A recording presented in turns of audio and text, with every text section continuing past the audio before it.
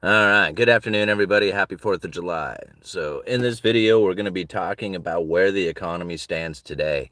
And many times I get a lot of people who ask me questions about like a particular political event or maybe an event that takes place and we're in a foreign nation, say like the Suez Canal being blocked or something of this nature, or the bridge falling, and say, how is this going to impact the economy? How are people going to react to this? How are they going to deal with this? And is this going to cause more inflation? And they have like a lot of times they see like this major event as being like the Black Swan event or something of that nature. And most of the time, the idea is like, what is it that the Federal Reserve is going to do with this information or in anticipation of this particular information that has now arrived or presented itself? And I think about that and I do wonder, it was just like, well, if you really follow the monetary policy strategy that they have in mind, they're not very reactive to the situation that is like presenting itself in a fashion that is like the war, like huge. They don't react to any of that stuff, like at all. And a lot of people say, "Oh no, that's not true," and they'll come up with all these events, but they're not reacting to that at all. Like what they react to is the neutral interest rate and where it is that that stands in accordance to the amount of economic activity that is happening out there. See, this is really where people start losing control of the idea of how it is that they perceive the economy and monetary policy. They're like, oh man, I'm lost.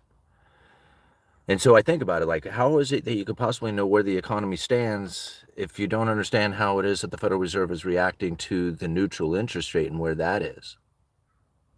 And how it is that they can stimulate or restrict the economy in accordance to that neutral interest rate. Most people get lost. They hear that neutral interest rate and they're like, what in the world is the neutral interest rate? And then I think to myself, it was just like, well, if you don't know what the neutral interest rate is, how could you possibly know what the Federal Reserve is up to? Right? See, this is how a lot of people just end up just giving up on the idea of what monetary policy strategy is. And they just say, oh, no, it's all government controlled. They're just going to do it because of this political administration or something of that nature. And I think, no, no, no. This is a game that they've been playing for a very, very long time. I mean, my my theories and stuff that I try to concentrate into a more understandable nature goes back 20 years. Like you got to go back at least 20 years to understand this. And to understand that they were putting things into motion back then so that they could be where they are today. See, I think this is where like trying to understand or grasp what's happening for the first time, like if you are brand new to economics, it is so confusing. There's so many working parts. But if it comes to anything, to understand anything else out there, understand the neutral interest rate. If you can understand what that rate is and what that means to the Federal Reserve and how it is that that particular rate was so low that the Federal Reserve had lost monetary policy. They lost it. They didn't have it anymore. See, like a lot of times people say, oh no, they can just print up as much money as they want. Well, yeah, okay, yeah, I guess technically, yeah, that's true. Right? But they had limitations on what they could do. And they knew a long time ago that they would be running into something called the lower bound. See, that lower bound of zero is meaning that lowering of interest rates wasn't going to be a possibility for them anymore. It was over, right? So if they wanted to stimulate the economy through the lowering of interest rates, it was done. That was it. Hitting the lower bound was over. But they knew it. They knew that this was going to happen. I see a lot of times people don't understand, like, how come it is? Like, maybe why is it being at zero, like the end of it? Why can't they just be at zero and then everybody has like access to free money?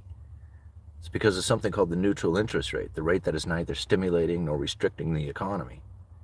And that rate was also very close to zero. See, this was the major problem. Nobody knew it. See, this is the thing. Nobody knew it.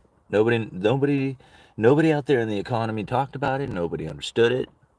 Nobody was taking it into consideration of how it is that the Federal Reserve was going to conduct themselves, considering that they were not going to be able to stimulate the economy because they wouldn't be able to lower that rate far enough below neutral to actually stimulate the economy, because they would hit that lower bound of zero.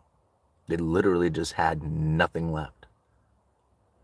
And so this, to me, is where the Federal Reserve is now saying to the world out there, in my opinion, quite clearly, but yet nobody can hear it because they don't understand it.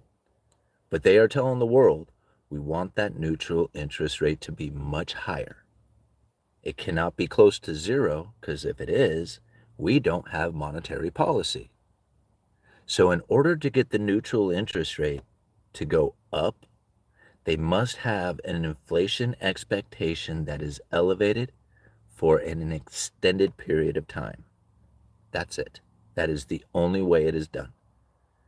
An inflation expectation that is elevated will lead into real inflation, and the neutral interest rate will begin to rise.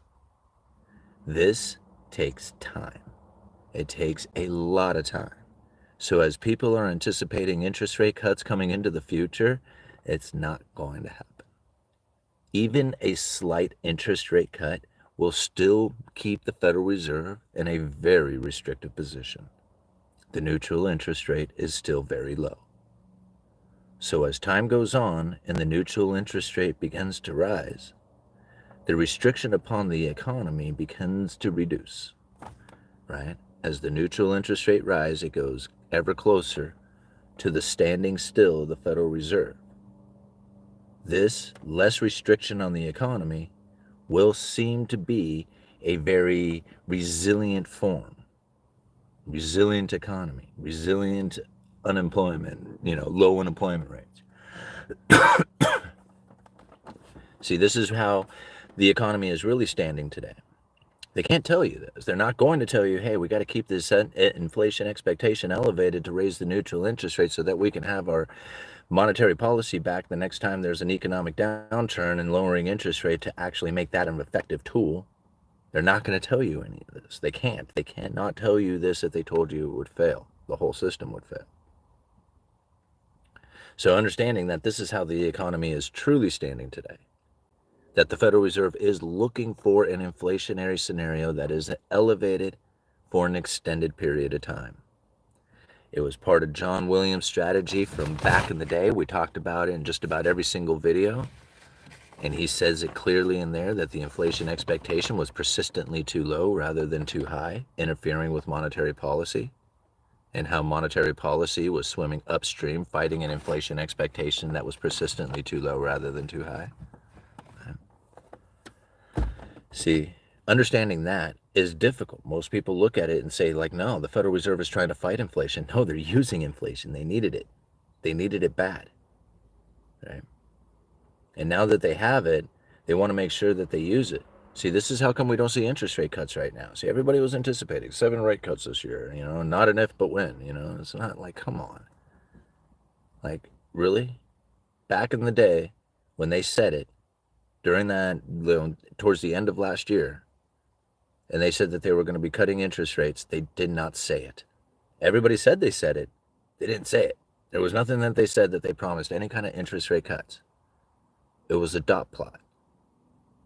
That communication was set up years ago to provide forward guidance, or what I like to call the credible threat. That is a communication to try and guide markets into a particular direction. It totally worked. Even the Federal Reserve recognizes the easing of financial conditions late last year. And there was no easing of financial conditions. There was no lowering of interest rates. There was nothing at the time that provided an easing into financial conditions, except for the perception of the markets and the belief that there was going to be interest rates coming into the future. That's what stimulated the economy. Right? Because the belief of what it is that's coming into the future actually causes the economy to react in a way as if those things had happened. They keep it open-ended. You listen to them. I mean, as long as you have no idea of what it is that they plan on doing, They're going to cut. No, they're not. Maybe they will. 7 cuts. No, 2 cuts. No, 3 cuts. Well, maybe there might be an interest rate hike. All right. Who said this? Who said this was going to be their communication? They did. They said that they were going to keep it open-ended. The only way to do that is to have you completely confused on what it is that is going to be taking place. That's the open-endedness of it. That way, they can control the economy through their words, through the propaganda of the mainstream media. They can go out there and give forward guidance into the economy through the mainstream media, having all the governors coming out giving their opinion, saying in my personal opinion, they're not speaking on behalf of the Fed, but they're speaking on behalf of their own opinion, these FOMC voting members. And the people hear this and they say, oh, this is what the Federal Reserve is communicating. But it wasn't, right? It was literally gaslighting mind tricks, and it works. It totally works. And it's hard to explain it in a way that is easily understood, because most people look at the Federal Reserve in the classical form of interest rate adjustments as being their monetary policy, and this is really accurate until it didn't work anymore. But nobody knows that it didn't work anymore because nobody said it, except for the Federal Reserve in their own speeches, but they didn't go out to the public and tell them that. So if you didn't see it within their own speeches, then you would never know that they ran out of monetary policy. They had to come up with a whole new way of doing things, and it wasn't through interest rate adjustments. Although the communications about it is the monetary policy, which is strange to think. But that's truly what it is.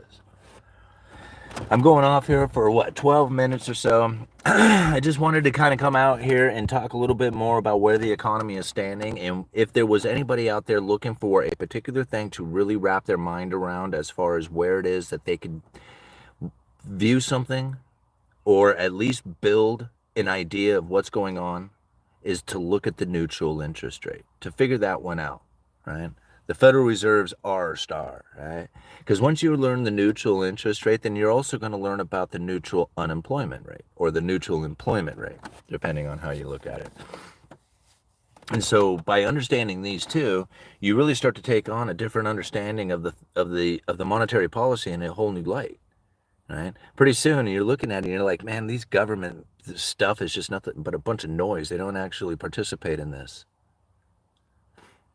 Right? Because when you look at the neutral interest rate and then you look at the neutral employment rate, and then you think about how it is that the Federal Reserve would typically go to get inflation or deflationary scenarios to take place within the economy, it was through the employment. However, how do you get employment to rise and fall? Well, you have to have business investment. How do you have business investment take place? Lowering interest rates. If you lower interest rates, what you will do is you will stimulate business investment. Now, most people don't see it that way. That's all right. When the interest rates fall, most people immediately look to the economy and think this is for the consumer. It's not. It's for the businesses, but they can't tell you this. Right? Because if you understood it, then the whole thing wouldn't work. So if they lower interest rates and they can get business to do investments, what part of the investment is really what the Federal Reserve is looking for is the employment part, right? They'll invest into business, into buildings, into equipment, into all kinds of stuff. Hiring people is one of those things. So if the Federal Reserve is lowering rates and businesses are taking advantage of those lower rates by investing into their business, by hiring people, what happens when you have a bunch of people who are now working? More consumption, right? When more people are earning more money, then there's more consumption. When there's more consumption, you have supply-demand imbalances. Supply-demand imbalances creates the inflationary pressures into the economy that the Federal Reserve would be looking for. That's typically how it would run. Now, most people don't look at it like that. They look at it and just think, okay, interest rates go down, consumer goes off, right? Consumer goes burr. That's what they think. And although that is very much truth to the matter, and that's a very logical way of looking at it, but that's not the way the Federal Reserve is looking at it. Now, for monetary policy, there's a lot of truth to be said in that. The consumer does go off. right? They go off and go and buy and take advantage of the low rates. It's one of the reasons why businesses are investing. But that's not what the Federal Reserve is doing with the interest rates. They are looking at businesses. They are looking at how much employment takes place, because now something else takes place with the employment, is that there's a certain amount of it that creates inflation, and there's a certain amount of it that creates a disinflation or deflationary situation, right, from the amount of employment. Right? So you get a certain level in there that once you have this many people working, it's neutral, but over that, now you're going to have inflationary pressures. Right? Under that, you're going to have disinflationary or deflationary pressures taking place.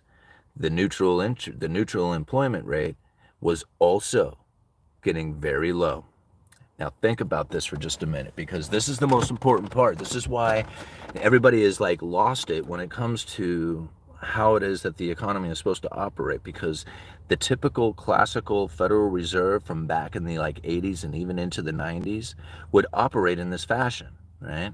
They could get if they could, lower the interest rates or the employment rate below that neutral rate, then they could have a stimulating effect upon the economy, right? But once that had come down to zero, it was no longer an effective tool. And you can recognize this. You see evidence of it.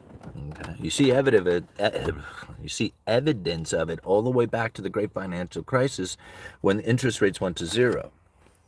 Think about it. By the end of the Obama administration, we had some of the best jobs numbers in history. Right? Going into the Trump administration, again, greatest job numbers in history. Going into Biden administration, the great pandemic hits, right? Right after the greatest jobs number in history, everybody gets laid off, unemployed, all the other stuff comes back. What happens? Greatest jobs numbers in history, right? It's just like you can't find a rising unemployment rate. Not anything that is going, like any unemployment that is rise significantly is not significant comparatively to when like I was like 20 years old, right? Unemployment was much higher then.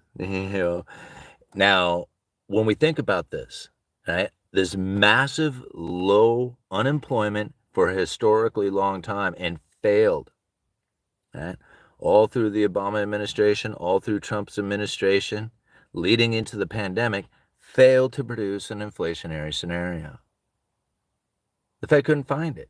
Historically low unemployment, which would typically set inflation off, failed. It didn't work anymore.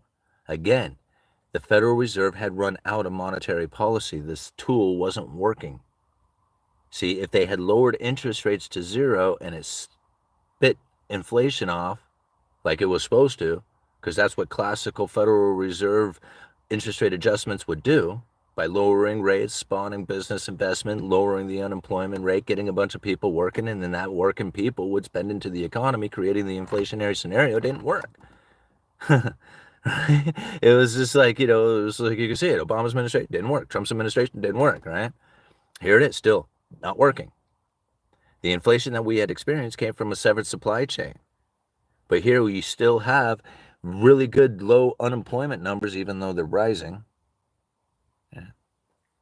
But here we have this low unemployment numbers. We're still not finding where the inflationary scenario is running rampant from those low unemployment numbers. The employment doesn't matter anymore, right? That part doesn't work. And this is part of one of the reasons that the Federal Reserve says, hey, we can just run at full employment from now on, right? Like deviations from full employment, no. Like you can just constantly be there. You don't have to try and adjust the employment rates out there. You can just run full employment from now on, no worries. It doesn't create the inflation. So they're good. And you can see that happening now. So it's better to understand it in that fashion, because most people don't even know about any of that on how they view it. So now that you understand like what it is that the unemployment rate means to the Federal Reserve, you go back to the neutral interest rate and how it is that they need to pull this neutral interest rate higher. How are they going to do that? Right? They have to do it with inflation expectations. And if you have inflation expectations running into the future, then what you're going to have is you're going to have businesses slow down. You can see this taking place. I mean, think about it. I'm looking at bankruptcy filings running throughout the economy. I was like, even like fast food restaurants. I was reading something like Arby's or something like that is filing for bankruptcy or filing for Chapter 11. And I thought, yeah, if you don't have anybody building houses, then you don't have a bunch of laborers. You're going to go down to the local restaurants and buy burgers or buy food or whatever it is. Then if they're not buying food, then Arby's doesn't need to be ordering any product. And if they're not ordering product, somebody out there is not manufacturing that product. This is the global slowdown that is going to be taking place, but it's just, a very simple view of it by just looking at that. And so as we go into the future and we start seeing this slowdown begin to take place, we all wonder, is just like, well, how far is it that the Federal Reserve is really going to go before they start to cut rates? How much pain does it need to take into the economy in order to raise that neutral interest rate to get it elevated so that they can actually have a monetary policy again? This isn't something that is like done overnight. This isn't something that you just get the interest rates there and then you can immediately turn around and say, hey, that's going to raise the neutral interest rate. Right? What raises the neutral interest rate is a significant amount of time in the painful zone. That's what's going to do it. And so as people are looking and itching and preparing for a lowering of interest rates, even a cutting of interest rates by a few percentage points is still going to leave the Federal Reserve in a restrictive position, right? I mean, that's according to like where the neutral interest rate is today and where the Fed funds rates are. So the idea of lowering interest rates to try and stimulate the economy, that's not even possible. It's not even possible. Nobody knows that, right? Everybody knows that the Federal Reserve is going to lower interest rates to stimulate the economy. What they don't know is that it doesn't work, right? However, the idea of it does. And they're going to use that idea. They're going to keep pushing it. If they want to lower or raise the interest rates or the effectiveness of it, they will do forward guidance ahead of time. They will tell people the more confidence they give to the market of a particular direction in which that they plan on going, the more effective that interest rate movement will be. They have figured this out a long time ago. This is the Fed's word saying this, right? See, they learned this a long time ago. They know that using their words is a more effective tool than actually doing anything at all. But they learned this a long time ago when it came from the idea that they used to not say anything at all to anyone ever, right? We would wake up one day and boom, interest rates had moved. And everybody's like, holy crap, the Fed did something. And everybody's like, what is it that they did? And then they would have to react to this movement that the Federal Reserve just surprised the markets with. Well, as time went on, they found that if they were to communicate a bit about their plans on where they go with their interest rates, they found that they could get more out of those interest rate adjustments. So the more that they started talking about them, the more they came up with ideas of how to talk about them. And the more they learned that they could talk about them and give these ideas about what was going on in the future, they found that by doing this, they actually realized that it was more of an effective tool than cutting the rates themselves, just this communication about it. So they got really, really, really, really good at it. And this is how you see the financial conditions easing late last year, even though the Federal Reserve sat on their hands the entire time and didn't do anything. Right? And I actually predicted that's what they would do. I didn't know they would do it in such fashions. But I said that they would be like leaving the markets confused. Are they going to cut? Are they not going to cut? To make sure that they could keep that forward guidance open to them, because that's their monetary policy. If they flip the switch and say, okay, we're cutting rates, that's it. They end their forward guidance, right? And then if they reverse it, then they absolutely destroy their credibility.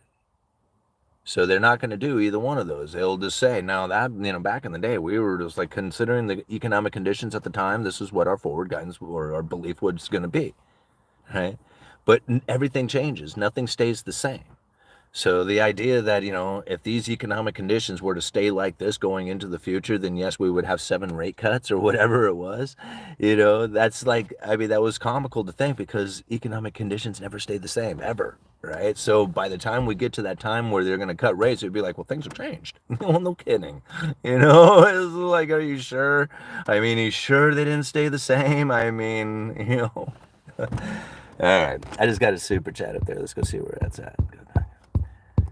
So I kind of dominating the video today with the immunity, $2. Hurley, thank you so much for the $2. All right, I'll take my rice and beans over Bill Gates' bugs any day. What happened to the hundreds of thousands of tech employees laid off in the last couple of years? They all went to work at the service industries. All right, left needs to be left behind. Unemployment so low because prostitution and drugs dealings are balling right now. Yeah, I mean, I probably wouldn't argue with that too much. All right, so who would Lefty Dog take advice from? All right, the monetary tricks are losing their steam and effectiveness. I don't think they are, Conan. I mean, I think we're recognizing it, and a lot of times when we recognize stuff, we kind of think that the rest of the world recognizes it too, but you know what? They don't. And that's what I find very, like, alarming about a lot of the stuff that I find. Is just like, oh my gosh, this is happening so fast. It was one of the things, like, as I was diving into a lot of research, especially when it came to, like, diving into like the New World Order stuff. When I was getting the information, to me, it was happening so fast that I thought, okay, wow, this is like happening right now at the speed in which that I'm getting in the information. It must be like, moving across the planet. It's only going to be a matter of time before everybody figures this stuff out and it's all going to be over. And that was like over a decade ago. Right. And nobody, literally nobody is talking about any of the things that I was researching and talking about and stuff like that. And I keep thinking that someday that might happen, but it don't. Right. Because nobody knows. Like, literally nobody knows. It's sad. Nobody does any kind of research. I mean, think about, like, even here. I mean, you look at the comments section, how many people want to blame all the inflation and everything that we experienced on Biden, right?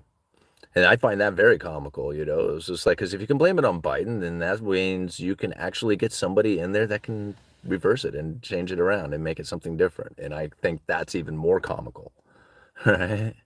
It's just like, it's amazing, like some of the things that I look at as far as the political arena, it's literally gotten to the point that it's for entertainment value or entertainment purposes only. Like, I call this channel an entertainment channel. Like, don't take financial advice from this channel. Links are down in the description, all that other stuff. I try to, like, let everybody say, hey man, this is what my opinion. This is, like, for entertainment. Take it for what it is. Go figure it out. you know but when I look at, like, politics, that is literally straight up just nothing but comical show.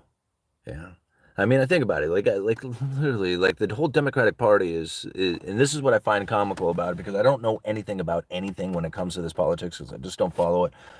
But I'm listening to people say that they're wondering of whether or not they should even keep Biden in, of whether or not he's qualified to even be president. And they're like, man, maybe if we pull this guy, what are we gonna do? Because then, like, the whole thing will kind of come undone if we pull this Biden dude. And they're just like questioning it, and it's like, man, maybe we should let him, and on, right? And I'm thinking, yeah, because everybody seems to think he's an idiot. Even the people who are Democrats who liked him, like, in the beginning, are like, seeming to, like, think, yeah, this dude's not really with it. And I'm thinking to myself, okay, this is who we have for president. This is how everybody is looking at it. Everybody's paying attention to this. Everybody's blaming it all on this. And then we have this candidate who is trying as hard as he can to beat that. Really? Like, this is what we get? like, no, that's okay. Here, you can like that. Never mind. I mean, I'm gonna go back to watching the central bankers. That's. I mean, that's much more interesting and actually like makes reason and sense to me. If I could go and like follow the central bankers, figure out their monetary policy, their strategies, have their communication skills, everything else that they got going on, and I look over at the stupidity of what's happening within the political arena, and I'm thinking I am not dumbing myself down with any more of that stuff. I'm out. I'm out. Right, I'm done. Because I can't take it anymore. Like that's as much as I can do. And it's funny because I talk about this stuff, and I know a lot of people like get irritated and like bail out. And they're like, "No, Trump's our savior," or whatever. And I'm like, "It's not. It's not like that at all, man. It's not gonna happen." All right, Kurt, keep your J job. Your rhymes are out of time. That's funny. Okay, moving down here to the bottom. Okay, I think I will wait until retirement to get one. Okay, y'all talking. I would never buy a used car over like 6 or 7 grand. My like my entire fleet of vehicles, well, maybe not my wife's car, but like all the rest of my vehicles, $500 Toyota, $1,200 S10, about $1,000 for this Explorer. That's the extent of it. Like I'm literally like less than 3 grand into all my vehicles.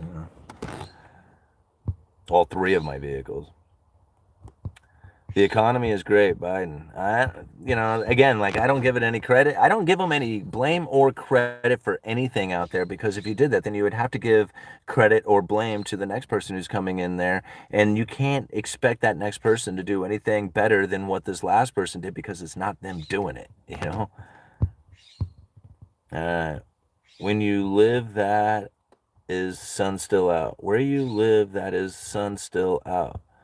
Well, it's only 6:30 right now, and I live on the West Coast, so Northwest Coast.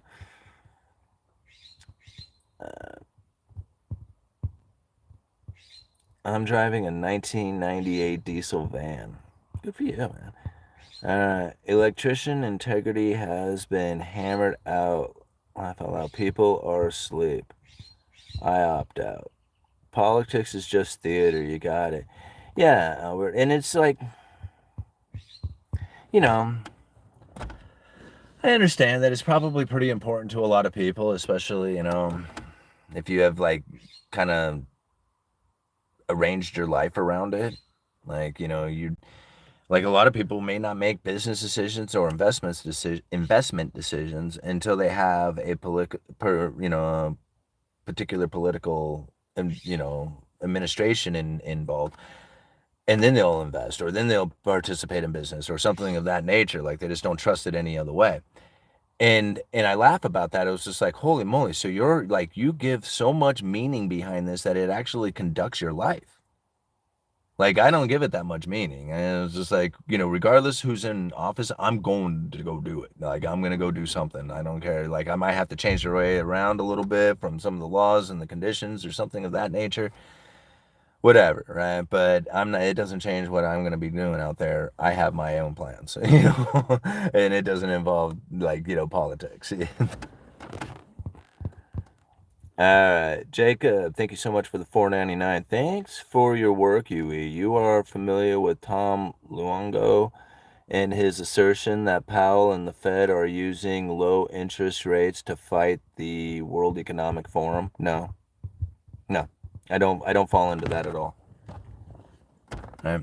I don't fall into it at all because I don't find anything within their statements that even remotely lends to that. Right? Everything that I say, I am very particular on what it is that I will say the Federal Reserve is up to. I don't think that they're there to try and make a particular administration work. I don't believe that they're there to make markets, keep running. I don't think that they're there to make sure that the housing market is staying elevated. I don't think that they're there for any of that stuff. What I believe that they are there for is to make sure that if somebody wants a loan, there's one there. Doesn't necessarily mean it's a good one. That's it. That's what I think that they're there for. Now, everybody else could say, oh no, man, listen, they take all this wealth from all this class and they take it to this other class and they give it to them. And then everybody is screwed and they're in slavery and all this other stuff. And I'm like, yeah, actually, that's true. that is true. That happens. Yeah, that's actually a very reasonable belief, and there's no way that you can deny that's what's going on. But I don't believe that's what the purpose of it was, even though that's seems to be the case, right? That's what ends up happening from it. What I look at it is I need to figure out what it is that I need to do about that so that I can make sure that I elevate myself in that environment. That's it, right? Because there's nothing I can do to change it, and I don't expect it to change, and I don't expect anybody else out there to get on board with anything I would want to have changed because nobody cares about what it is that I want, right? Nobody. I don't expect anybody to care about what I want. And nobody, neither should you. Like, I mean, nobody cares about what you want. I'm telling you, nobody's coming. Nobody cares. Right? So it's best to say, okay, so let me see the environment. What does it look like? That's okay. I'm going to deal with that. I'm going to figure out my way because of that. And that's ultimately how it goes down. Politics is just a way to keep you from doing that, right? It gives you hope and belief that there is a change coming that will actually make your life better, right? Hope and change, hope and change. We can do this together. Yay, And it was just like, get out of here. And I hope you all do change. All right. One big reason I have little extra money is because I have owned and driven my 1999 GMC Jimmy since 2001. I paid $13,000 cash for it. Right on, Midwest Cannabis. That's the way to do it, man. All right, vote with your wallet, and ballot box is useless. Yeah, vote with your wallet. Absolutely. Yeah, Japan's situation would be a good topic. Yeah, I mean, Japan is a much different situation because, like, you got to think about it. Although the yen is used quite a bit as a world reserve currency, it's not the same situation as the United States is. The United States is a world reserve currency in a sense that nothing else has ever done. It's like it stands on its own from not only in making of history, but there's no way of telling what it is that could happen from this because there's no historical events that lend to this sort of level of achievement that the Fed and the dollar has done. It's like it's stands on its own, right? And so we really have to figure out what it is that's going to look like when this thing finally does fail. It will fail. Like there's zero doubt in my mind that there will come a moment in time in the history of humans that the dollar won't be it, right? Like that's like I know that. But how far out and what it is that these bankers are going to do to try and hold on to what it is that we have right now for a system is anybody's guess. And the ability to take this thing into a digital form with a negative interest rate is one that then leads me to believe that this could go on much longer than anybody could ever have imagined, right? Especially if that's the case. Cashless society, digital currencies, negative interest rates, oh boy. All right? I mean, it could literally go on forever. Like, I don't know. I mean, it doesn't seem logical. You think at some point the confidence would just not be there. But then again, nobody knows any of this stuff that I talked about in this video anyway, except for, the handful of people who watch it here on my channel with me. But nobody's really discussing it. I don't see it discussed out there in the mainstream media. So unless you're actually going and pursuing this information, it's certainly not being fed to us. All right.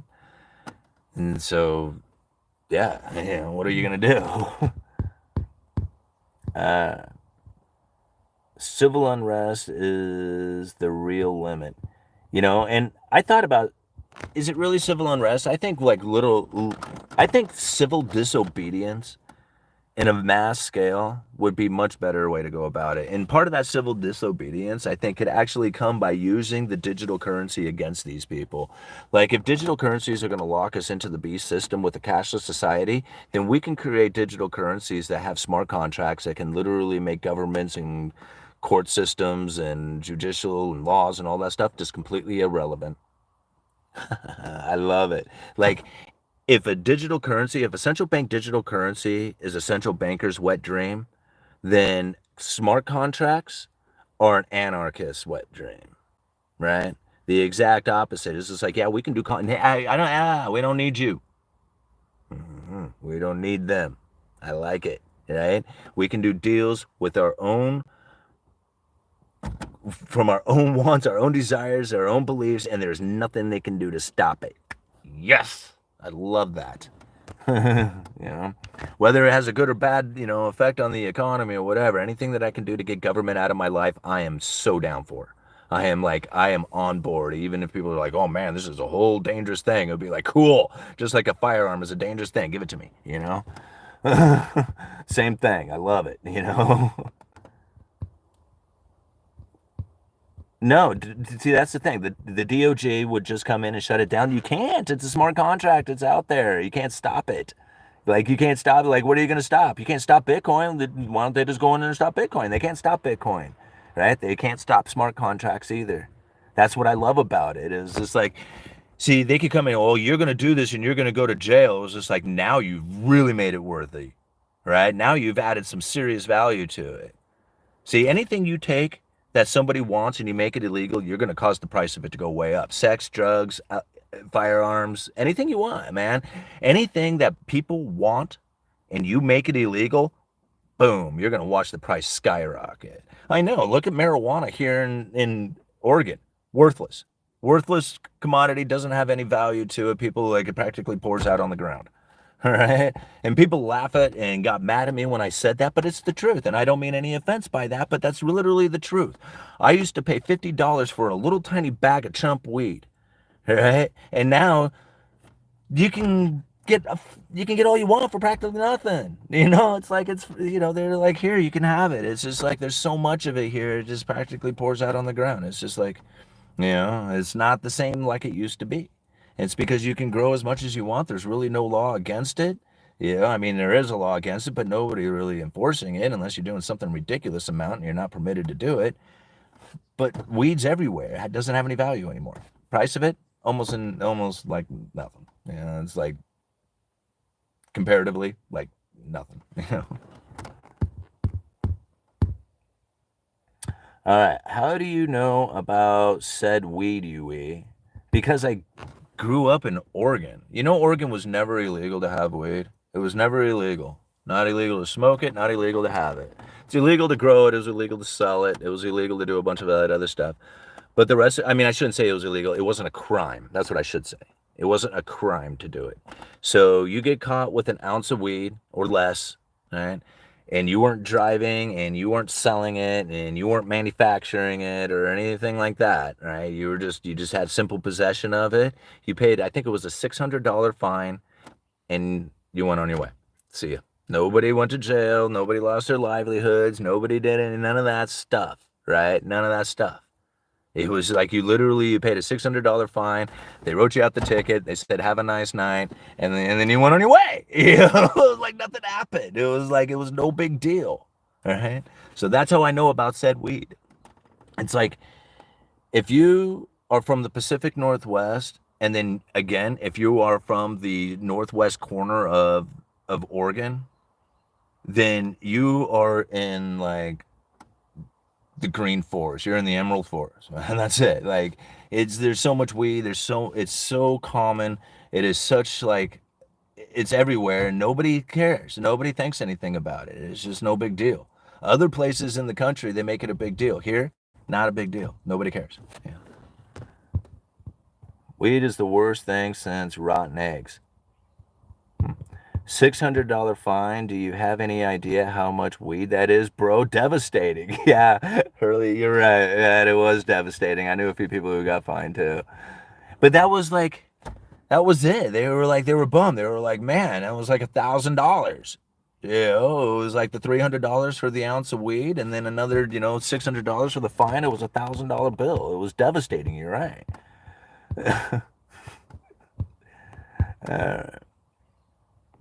I live in Southern Oregon. These are facts. The zero value here. It's given out for free. Yeah. And see, that's what Applegator, I know, isn't that? And it's so funny when you say it, people don't believe you. And I'm like, no, that's the truth of it. But like, it's not a surprise to me when they legalized it here, right, in Oregon. I was just like, oh man, people were like, oh, I'm gonna get into the weed business, and I was just like, you better get your money in and out fast. Like, get in, get out because this is not an industry that's going to last. It's not a worthy product. It's not a worthy product. That's it, right? And unless it's illegal, it doesn't have any value. And it's proved right here in Oregon, right? Just by, Applegator right there confirming what I said. $600 is pretty rough. $600 is pretty rough, but it's not like a $5,000 DUI, right? I mean, $600 for having what other places would put you in prison for. $600 is a pretty small price to pay. Like today, they don't even it's just like that guy has weed, and the cops are like, yeah, okay, whatever. It's like they were like, finally, it was just like weed's been everywhere anyway. I'm tired of chasing that stuff. Love BTC, but it's got several challenges. The biggest to me is the fact that you can't inflate it like you can the Eurodollar. BTC is tighter than Hillary Clinton on her wedding night. Ooh, okay. Yeah, there's probably some truth to that. Yeah, BTC is never going to be a world reserve currency. It just can't because of the limitations that you just said. What ends up happening from it is that if it was a world reserve currency, or if gold or anything else that had a limitation on how much exists out there, the most industrious people will hoard it, and then that will deprive the rest of the nations or the rest of the people out there from being able to do transactions, and they will fall into a depressionary scenario. So until that Bitcoin or gold is relinquished back out there to the rest of the world. This is going to be the same thing no matter what. It's like, to understand it from Gresham's law is probably the easiest way to get it. Gresham noticed it from the 1500s, that any good currency that is out there is going to get hoarded away while the bad currency gets moved into circulation, and there's no way you're going to stop that from taking place. And even like legal tender laws that are put out there still are just proof that the underlying economic force is still there. They're just trying to prevent it from happening. And the moment that they don't prevent it anymore, it just all comes undone, right?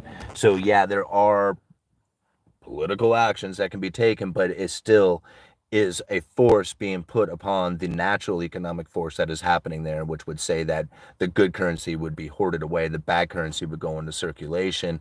And if the bad currency is so bad that nobody would use it, you have to have a legal tender law that says you can't use anything else. But if they were, Thier's law would kick in, that currency would collapse, and the good currency would go in. Right? And understanding this concept is probably the best and the easiest way to understand how it is that the BRICS nations are not going to introduce a currency. It can't happen, right? It can't happen. And they're not going to introduce a good currency, and they're certainly not going to introduce a bad currency until the United States Federal Reserve note completely fails. Once that happens, then you can have another currency step in, and generally it will be a good currency stepping in, not a bad currency. So again, bad currency comes into circulation, doesn't work, you can't do that. Good currency comes into circulation once a bad currency has completely failed. However, if a bad currency is in circulation, being accepted like the United States dollar is, anything that's good that comes into it will immediately get hoarded away like Bitcoin or gold, right? Because why would you spend your good currency into the economy and hoard the bad currency for yourself? That doesn't make any sense, right? You're going to hoard the gold dollar, and you're going to put the fiat currency out there into the system, and that's what we're experiencing today, and we will continue to experience until that dollar completely fails. There is no way that the BRICS nation is going to introduce anything. They can't. It just doesn't work like that, right? No matter how much they wish and dream and hope and pray and say that they're going to do it and try to make efforts towards it, it doesn't work, right? It's literally going against a direct economic force that has been proven to exist time and time again. Think about it. How come there's no silver quarters in our change anymore? Why wouldn't you just go ahead and spend your silver quarter if you found one instead of hoarding it, right? Same thing. Gresham, this is going all the way back to 1500s, like even before that, I'm sure. It was just that he was the one who noticed it and said something about it, All right, spending money in dollars, savings in Bitcoin. Yeah, see, like I can see saving in Bitcoin, and in silver and all that. Like dollars are not meant to be saved in. Like don't save in dollars. That's not a way to go about it. Like dollars are not meant to be saved in. All right, spending money in dollars, savings. Okay. My dog is officially down in the basement for the night. Yeah, it's probably cooler down there, huh? Oh, the fireworks have started. Is this example, does bad equal inflationary and good equal limited? Well, okay. I mean, I think the idea of a limited currency would give it like the good characteristic, but then again, like you're probably not going to be using palladium, and like that's probably not going to end up being a world reserve currency, right? Palladium, and it's really limited, right? So that would be like a super good currency. And I doubt that even if you were to show up with somebody who was just like, hey man, I got a gold coin and palladium here, which one do you want? Like almost everybody's going to be choosing the gold coin, even though the palladium's probably rare, right? So I mean, I don't know about that. I'm just, you get where I'm at, or platinum even. Even though platinum, I think in the Earth's crust is more plentiful, it's just harder to extract, right? So anyway, platinum's rarer than gold, but yeah, even still, like if you had a platinum coin and a gold coin both worth the same amount, and you held it out there for somebody, they'd look down there at that gold coin and probably take that one over the platinum coin, right? So it's not just a matter of the limitation of it being the better part of it; it's literally the confidence that is behind it. Right? So you might have something that's the rarest thing on earth, and people are like, hell, I don't want anything to do with that. What am I going to do with it? Right? I mean, it's the rarest one. It's the only one. Like you might be able to figure out that you could sell it to somebody, but to other people, they're being like, man, I don't like. I'd rather have money. Things that actually work. And so this is where understanding that the dollar itself is providing something to the world that no other currency is even remotely coming close to doing. Right? And mainly it's coming from the fact that the United States has gone into as much debt as it has, providing the world with the safe and liquid asset of the U.S. treasuries. See, everybody's flipping out. It's like, oh man, this U.S. debt, this is unsustainable. This is too much. This is all going on. But yet everybody still wants and is in demand of the collateral providing capabilities of the U.S. treasury. It's just like there's really nothing else out there that is as safe and as liquid as the U.S. treasuries are. And the only way that people are going to be able to use them, or that the world is going to be provided with the demand that they are seeking of them, is by the United States going into ever increasing amounts of debt to provide the world with that safe and liquid asset. And that right there is the reason why the Federal Reserve is going, okay, we can't do this, right? This will fail. Like, this can't happen. And they're like, oh, yeah, what are we going to do? All right. And the Federal Reserve from years ago, back in Ben Bernanke, which is the only place that I can find where they talk about it. I'm sure there's other spots, but the only spot that I could find where the Federal Reserve, or at least a Federal Reserve official, had talked about what it is that they can do beyond quantitative easing, which is the Federal Reserve buying the U.S. government debt, is to buy the debt of the entire world, like buying foreign government debt, not just U.S. treasuries, but buying Canadian debt or debts of the European nations, right? And putting that on their balance sheet. And this is something that they talked about and that they have the legal authority to do. They already can do this. This isn't something that they need to ask for permission or as a possibility. This is something that they said they already have the legal authority to do. Talk about scary, right? But I don't know how many people know that. But I mean, I got that rolling around in the back of my head because you say something like that to me and I'm not going to forget it. Right? Everybody else, like somebody else might that might go in one ear and right out the other. But to me, it was just like, man, that's some tough stuff right there. And if that's the case, I'm going to be looking out for it. And that very well could be what's coming in the next turn, the next downturn.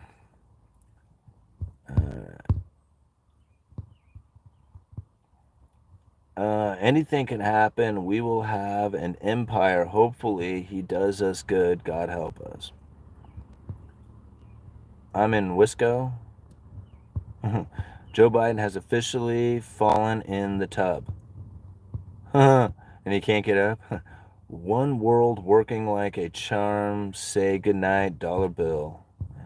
watching like 10 minutes and just now thought of liking the video.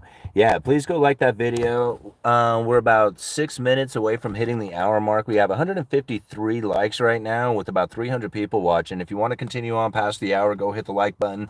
Get it up to 200 likes by the hour of the video, 60 minutes into the video, and we'll continue on for another 15, 20 minutes or so. Otherwise, we'll just call it good at an hour.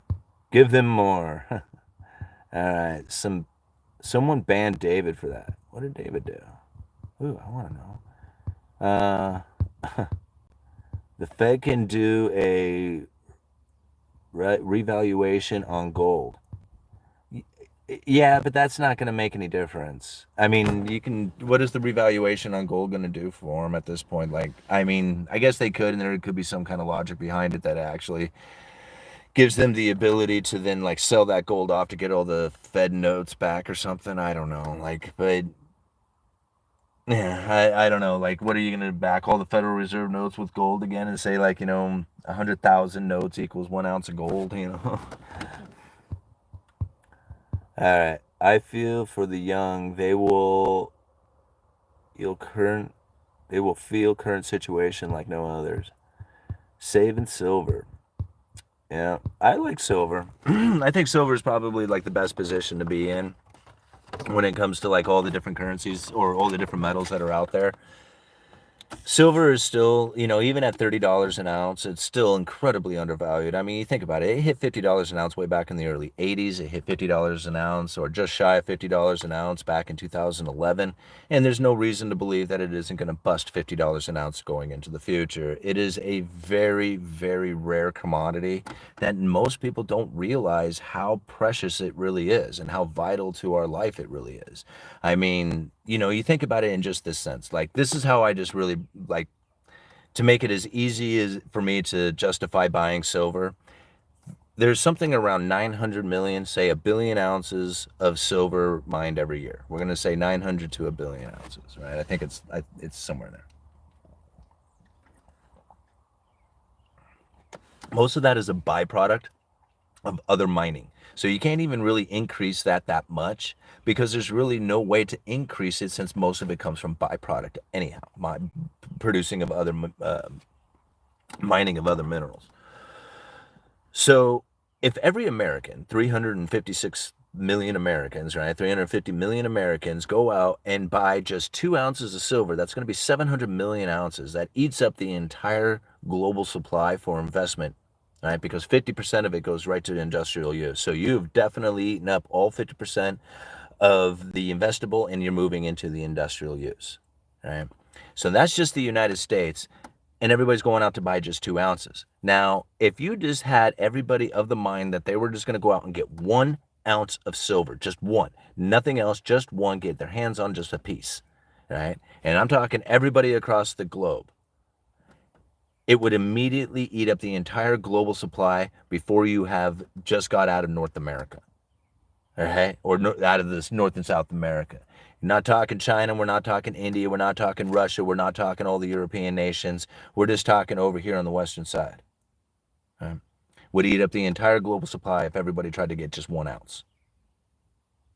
So when you think about how rare this particular commodity is, how vital to our life it really is, and how cheap and unloved and unappreciated, how many other things out there are like that? Like nothing. There's nothing else out there that is like that, right? That is so vital to our very way of life. Every phone, every communication, every transportation, everything that we do, it's all comes down to having a piece of silver involved. And nobody realizes this at all. So take your opportunity, load up, right? I mean, what's there to lose? There's very little downside risk. I mean, even at $30 an ounce, if it went down back into the teens, I mean, yeah, that hurts, but believe me, it's not that painful, and it feels really good when you're sitting in a situation in which that you have nothing and you have no ride, and somebody is telling you, hey, I will trade you 165 ounces of silver for a Tahoe, man, and you can be you can be rolling again. It's an insurance policy. Okay? That's what it is. That's what those precious metals should be considered. If you think about it as something that's going to make you a bunch of money going into the future, you're probably not going to do it. It's probably going to be a very painful experience for you. But if you hold on to it for the insurance policy like it is, it ends up working out really, really well. Go hit that like button. We're at 179 with 307 people watching right now. You get it up to 200 likes, we'll continue on. We got 30 seconds to do that. Otherwise, we'll call it quits at the hour, and we'll go on with our day and enjoy the 4th of July. So, all right, let's get one more question read in here. The world gold market doesn't care what Yellen does. No, it really doesn't. Their people are following suit, and a lot of people are getting scammed. Yui, how do you celebrate America? How do I celebrate America? Well, here's the thing. I celebrate America by understanding what it is that I understand here, like some of the things that I communicate here on this channel. I am more of a constitutionalist than anything. So when I see things that to me are very unconstitutional, I get, I have a tendency to back away from them and not get so excited about a lot of things. Many times people, feel that by being involved in a particular way of doing things, then you're just immediately falling into a patriotic nature, right? Or following in line makes you an American, or celebrating America by acting this particular way. I think about those fireworks, celebrating them and watching them go off. And here in Oregon, they try to make them illegal as hell. Like, you can't do anything, can't have anything goes in the air, you can't buy it. It's like something that they just put it down to the point that it's just not fun, right? And now I think about it, it's just like, is this really like a symbol of being a patriotic person when you have everybody around you saying, well, yeah, you can't celebrate this way and you can't celebrate that way, your freedoms? I mean, just like, hey, enjoy your freedoms, but just don't do it that way. It's like, okay, so we're not really celebrating our freedom here, are we? Like, that's not what's going on. Not by any means. So, is this celebrating America? Well, I can celebrate America. I celebrate America. I mean, but I do it in a different way. I do it by understanding and exerting my constitutional rights. Every time that I have to use that, which I never do, ever, right? But I would be celebrating America when I be doing that because I have that ability, which is something that most people around the world don't even have the ability or capability to doing it. We have the capability of doing it. Most people don't have the ability to do it because they don't know. Right? Most people don't understand what it is to be a constitutional American. Right? They don't. Here's something. I watch people give the Pledge of Allegiance. Right? Do you know where this came from, this Pledge of Allegiance? You should look it up. You should check it out. I watch all these kids and I watch it happen, and I don't say nothing to anybody when I see it take place at the schools and stuff. Right? But they get up and they do this blind repeating of these words. Right? Well, the Pledge of Allegiance, it came from a socialistic flag salesman who was going around trying to get schools and institutions to buy these flags, giving them this pledge to use. Right? And it caught on. See, to me, it's like, I look at this and I'm thinking, no, this is like social conformity taking place, right? Nobody knows why we do it. We just thought it was patriotic, but never had any kind of real idea of the nature of what it was that was being done, right? I pledge allegiance to the flag? No, you pledge allegiance to yourself, right? To this flag, a symbol out there. Yeah. It's just like some of these things that have happened over time, even like the word patriot. I think a lot of times when you go back to the day when they were trying to rally everybody up, be revolutionists, it's like, hey, we're going to beat the hell out of these English dudes, right? And, there was a lot of people who were like, I ain't into it. And they were like, well, no, if we don't go do this together, it isn't going to work. You have to, you have to be part of this. We have to go and raise hell, right? we're kind of like, a bunch of ruffians, like a gang, right? We're like a gang here, and we're gonna kick the hell out of this other, out of the king's men here and send, all these English dudes back to home, right? That's what we're gonna do. Still not feeling it, right? So we got to riot. What do you need to get paid? Paid to riot?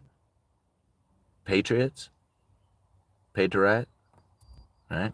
You think about some of the times, like, I ain't saying this is where the nature of the word came from, right? All I'm saying was just like, this seems to make a lot more sense to why it is that all of a sudden people just rally for no particular reason at all. They don't even know why. How many people I knew wanted to take their ARs down to the border because we had a crisis situation taking place on the border? This was like, whoa, 4 or 5 years ago, whatever it was, 5, 6 years ago. And I'm like, you're going to go take guns down there? You're going to go down there and be a, like, you can go down there and go shoot them up, huh? I mean, what the hell was this? This is fucking nuts. This massive, like, delusional thing that was, it was just like, it was scary. And it's weird, like, you could see evidence of this. I'm kind of going off. I'm like kind of thinking out loud here a little bit as I kind of dive into this a little bit. But, here's an example of something of social conformity. How many people we got? 199 at 105. Okay, well, you guys got close enough, I guess.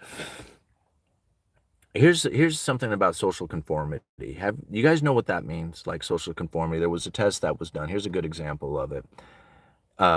There was like this social experiment that was done on social conformity, and they had like this waiting room, right? And there was like one of these people was like a patient going to go see a doctor, and this buzzer would go off and the person would stand up and then they would sit back down, right?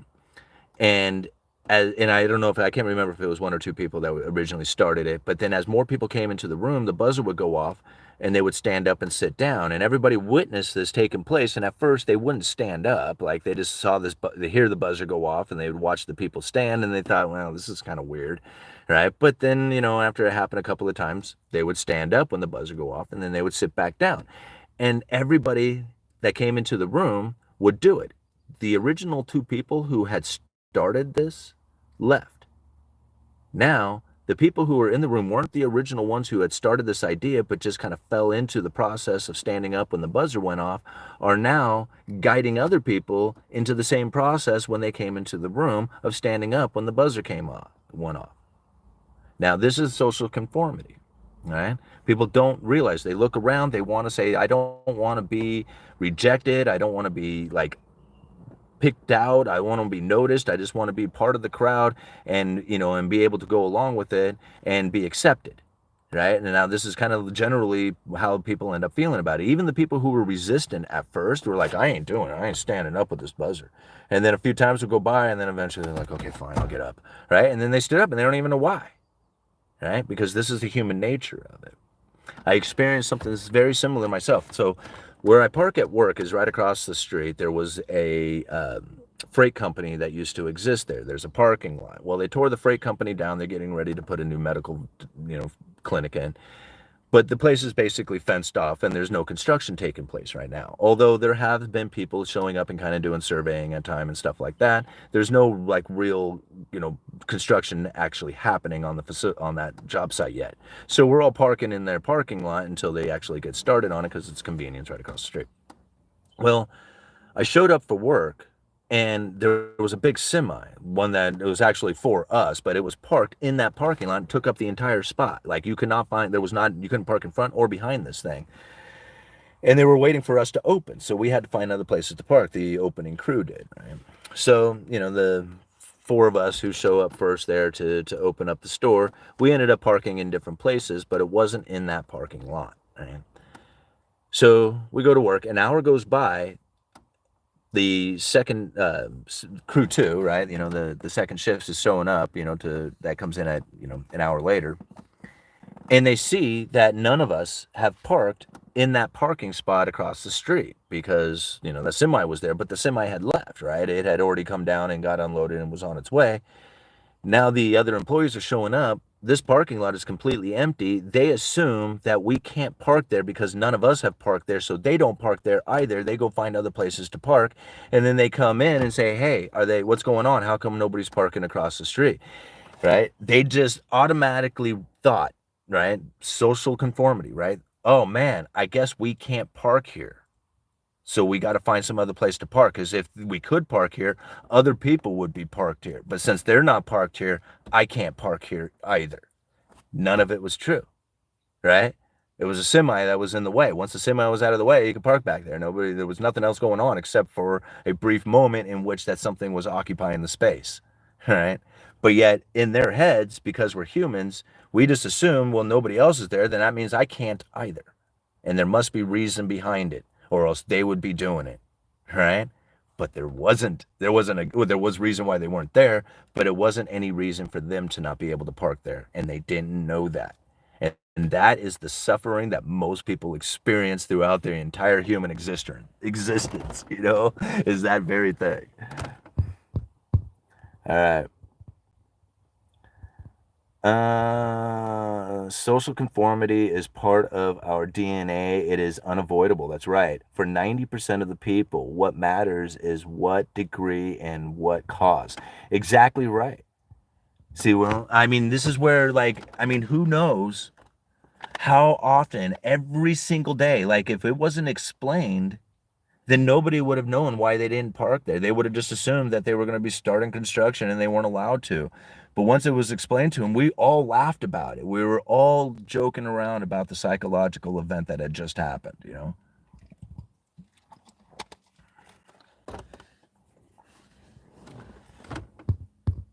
All right. I wish my neighbors would socially conform their asses out of my parking space. Have balls in the world, yeah. Be a leader, not a follower, yeah. It is easy to see social conformity in others. It is much more difficult to see the conformity in ourselves. Absolutely it is. Because you don't know. Like every day you're thinking to yourself, man, you're trying to figure out your reasoning, you're trying to think, is this the right way or not, or whatever. You're looking at what other people are doing and you're saying, man, they were successful at this particular thing. Maybe if I do it that way, then if I conform to that, then I'll be successful as well, not knowing that if you just did your own thing, you'd be successful. But nobody knows that, right? Not everyone is meant to lead, but everyone should lead their wife and kids. Yeah, I agree with that. Flattery, I do it when I pay taxes every year. Flattery? Flattery? All right. What do we got here? 207, 100 and, let's see, 280 people, 207 likes. She's busy. She's always working. All right. Well, should we call it quits, guys? This was a good live stream. I thought it was pretty decent. Lead by example, absolutely. So anyway, just wanted to kind of come out there and tell, at least talk about the neutral interest rate to give people the ability to at least wrap their heads around that idea, right? That this exists. The neutral interest rate, the neutral unemployment rate. By understanding what these two things are, you're going to have a much better understanding of how it is that the Federal Reserve is conducting themselves. If you don't really consider these things, then you end up leaving it up to political actions and all kinds of stuff that's out there. But understanding those two is really going to be it'll really open your mind, expand the view of what it is that's going on with monetary policy. Because if you can figure out how it is that they adjust these things around, then you're really going to figure out how it is that they do the things. All right, good talk. Yeah, thank you, Midwest Cannabis. Really appreciate you being here, man. All right. Think for yourself and don't follow others. Oh, we got a super chat. You knew you were going to keep me around by giving me a super chat, didn't you? All right. I was 208th like. All right. Just joined the live. Is this one worth watching from the start? I don't know. You're going to have to ask everybody else. I think all these are killer things to watch from the start. In my opinion, every single one of these videos is very important. We're breaking down, discussing the little details of it. A lot of times people need, they have questions, even though it's something that I've gone over a bunch of times. I go over it again. By hearing it that next time, it's just like it finally clicks. So every one of these videos is really important. But I don't know, maybe take the commenter's opinion for it. UE, stay on for another couple of minutes. All right, Larry, I'll stay. I'll hang out for. Let's see, we're at 1:14. We'll stick it out for another 15 minutes at least. Thank you for the super chat. I appreciate it. Uh, Thanks and have fun with what's left of the fourth. Don't follow leaders. Watch your parking meters. Watch it for sure. Yeah. Now let's find a topic to hit one, for our final run here, because we're gonna take it to 1:30 because I know the family wants to go and do something, and I'm not sure if we're gonna be going to town right now. I think that's probably our plan. We are going to town. Yep. Sarah gave me the thumbs up. We're going to go to town, so we'll give it another 15 minutes here, and then we'll call it good. Your conversations are always interesting. I may not agree on everything, but I enjoy learning. Yeah, I appreciate that. And that's the thing. I don't want everybody to agree, right?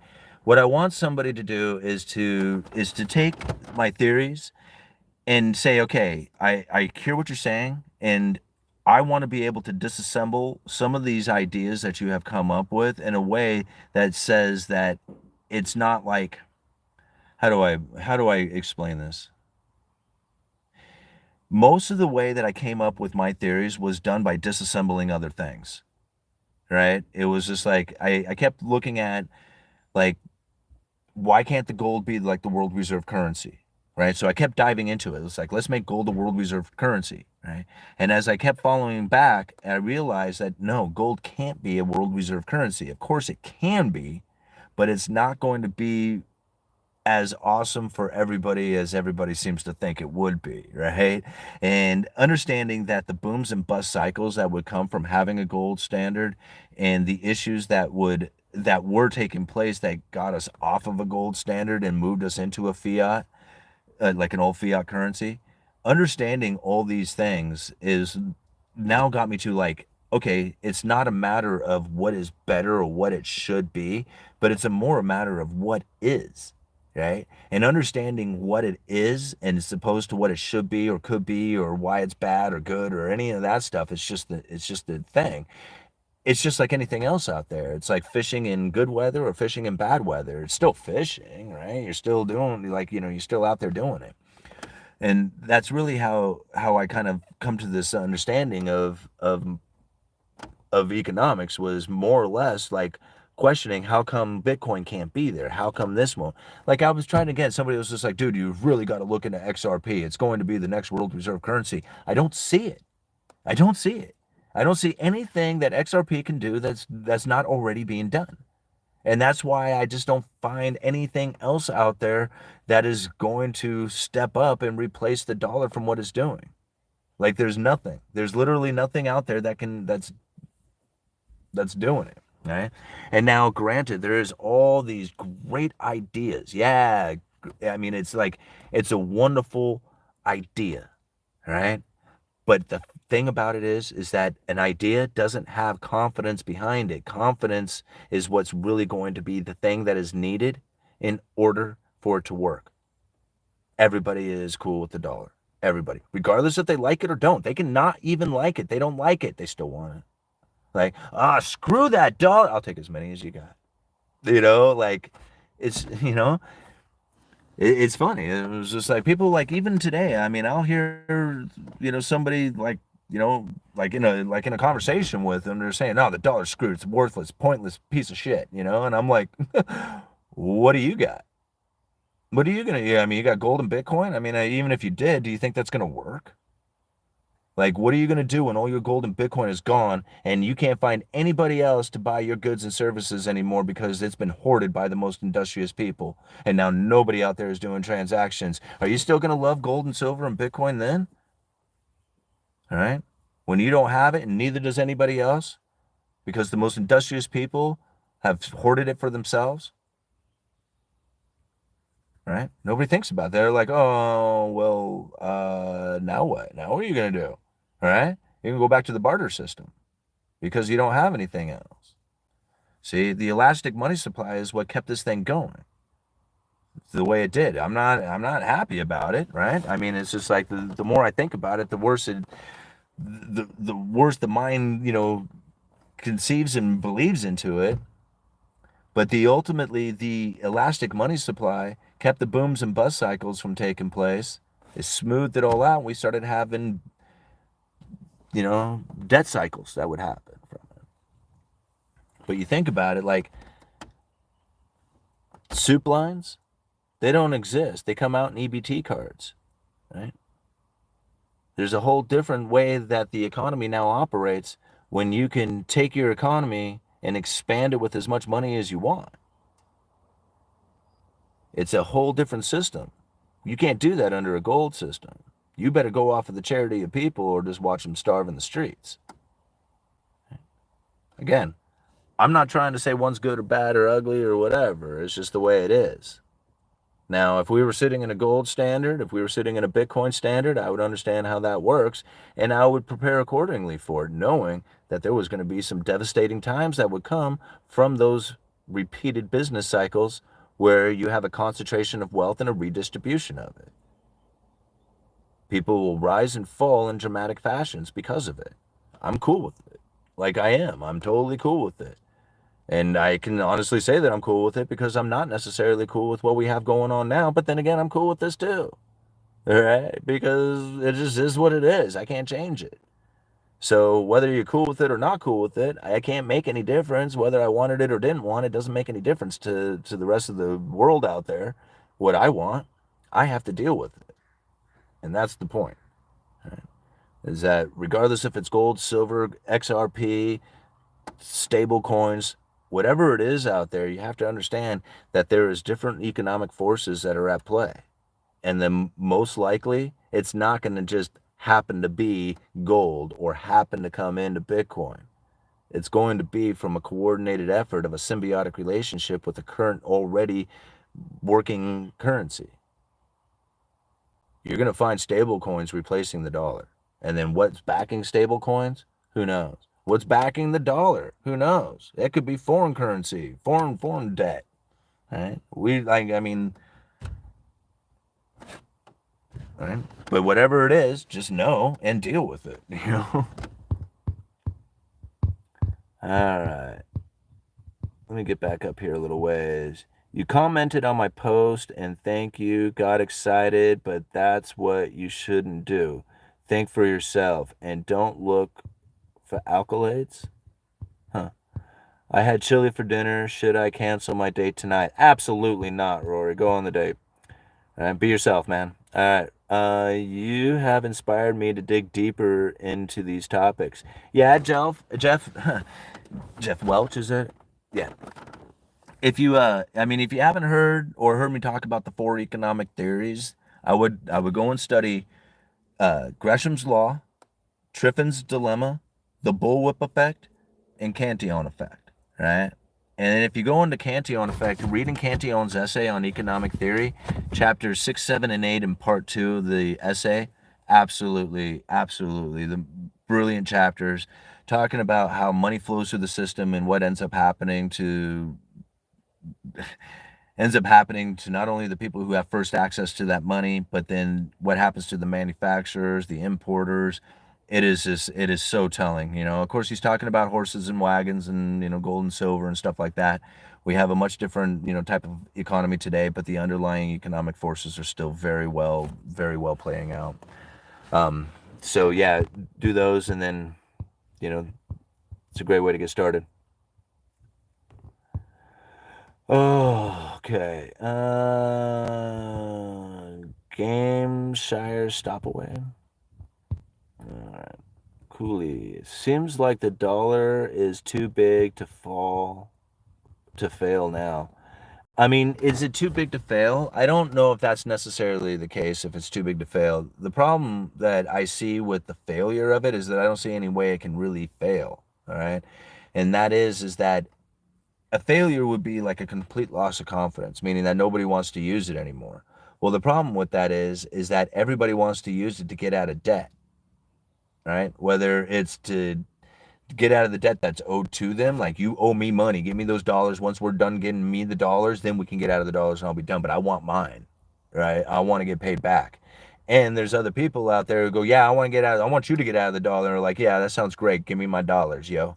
Right? It's like dollars are worthless. Yeah, I know. Give me my dollars, right? You owe me dollars. I want them. That right there is the reason why dollars are going to still be prevalent going into the future is because people are still having that sort of confidence of it. They want their money, right? They want to get paid, and the people want to get paid. Right? So you either owe them or you want to be, or you're being owed, and that's usually done in dollars. And until that is completed, then the dollar is still going to be in high demand. Here's what's funny about it is that as that time goes on and people are like, hey, I'm going to get out of this contract and I'm not going to roll over into dollars, I'm going to get out of it.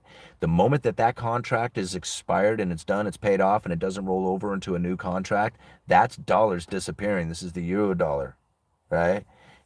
All of a sudden, you got dollars that were created outside of the United States that are just now disappearing because contracts are being are coming to an end, are being fulfilled. Those contracts get used like dollars. They're acting like a currency. You see? So as people get out of the dollars start to grow stronger. No matter what, I just don't see a way that the dollar is not going to strengthen or be used going into the future until we have a complete and utter collapse. And the way that they are seemingly setting this up, it looks to me like we're going to be moving into something of a stablecoin fashion. And then who knows what that will be backed by, right? Because it's pretty apparent that the Federal Reserve is not looking forward to continuing the purchasing of U.S. Treasury debt, having them on an unsustainable debt path. And Ben Bernanke has already stated, after all the things that they could do to prevent deflation from ever occurring, finally getting into the last thing that they would do is quantitative easing, and then by the very last thing, getting into foreign debt. Well, I think that's the next step. All right. Alrighty, guys. A couple more questions, and then we're going to call it good at an hour and a half. Where are we at here? You use your dollars as toilet paper. No, you could. Nah. All right, go to foreign country and see what they prefer. That's right. They prefer dollars. Before the Federal Reserve created in 1913, you could buy a house with 1 ounce of gold. Now you need 174 ounces of gold to buy a $400,000 house and the Fed now. Yeah, I mean, if you could get a gold, if you could get it, you know. I mean, here's the thing. Like, there was a time in this nation in which that it wasn't that hard. It was hard, but it wasn't that hard. Like, a single income could do it. You know, you just go and get a regular job. But you have to think, it wasn't because of the money, right? It was because of our industriousness. We were producers and savers. Now, regardless if you had a fiat currency or gold, that is in here. It's in each and every single person, right? And it's each and every single person's economy that is now participating in the group of other people who are experiencing something very similar to what you are experiencing, and that is your day job is capable of buying a house. It's capable of having a wife and kids and cars, right? And now having this ability to do this is something that was unique to the time. It wasn't unique to the currency. You could do it with gold, you could do it with fiat, you could do it with anything, with cryptocurrencies. That part didn't matter. It was the point in which that you were moving, right? If you had nothing and moving into something, you were growing into that, right? You are raising that standard of living. Once you have raised your standard of living, now what? Right? You don't lower it. You don't want to lower your standard of living. Nobody wants to do that part. Everybody wants to increase their standard of living. So even if you have a nice house, you work for 10, 15 years and you're producing and saving, even though you have a nice house, what do you want? A nicer house. You want a nicer vacation. You want a nicer car, right? You want all the nicer things because even though you have worked hard to buy the house, 15 more years go by, you've worked and produced and saved again, you want even more stuff, right? You're never going to be satisfied working for everything that you've already earned, and like saying, okay, I'm good. I'm just going to save all this money and not use it for anything, right? I'm just going to sit there and look at it being a bank and then go and do it again next week and then put that in the bank and then just be happy doing that. Like, no, nobody does that, right? Everybody puts it in the bank, gets it to a certain level, and then they increase their standard of living, buy the car, go on vacation, go do stuff, right? That is the move into luxuries. And that is the downturn for the economy, right there. Right? Now, whether it was done with gold, silver, cut diamonds, treasury bonds, whatever, it doesn't matter. Right?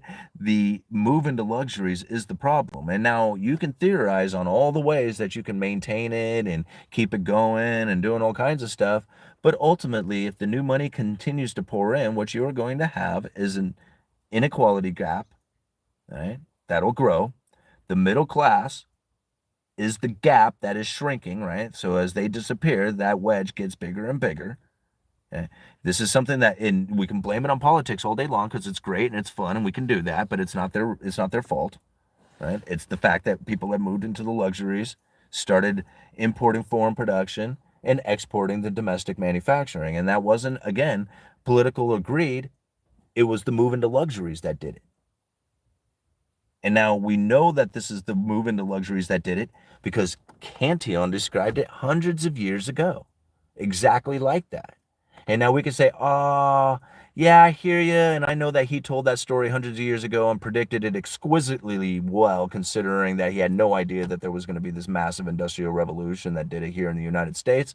And then it does play out exactly like he says. I don't believe it. And I believe it was going to be a political environment instead that did it. Like, that's what people do. That's what people tell me. Yeah, they're like, no, you're wrong. It's not Cantillon, it's politics. Okay, go for it, man. I mean, think how you will. Alrighty, guys, this was a lot of fun. I really enjoyed it, but I am really going to end the live stream now. We're going to go to town, go get something to eat, and set up for watching fireworks this evening. Astoria does a pretty good one. What they do is they take a barge out there onto the river, and then they light them off out in the middle of the river, so you get a really nice, good view of them. Because Astoria is a hill, so you can be up on the hill and you can look down and everywhere. And Astoria is a nice view of the fireworks, so it's pretty cool. So we're gonna enjoy that tonight, and I hope everybody enjoys their 4th. Be safe, uneducated economist. You guys let me know.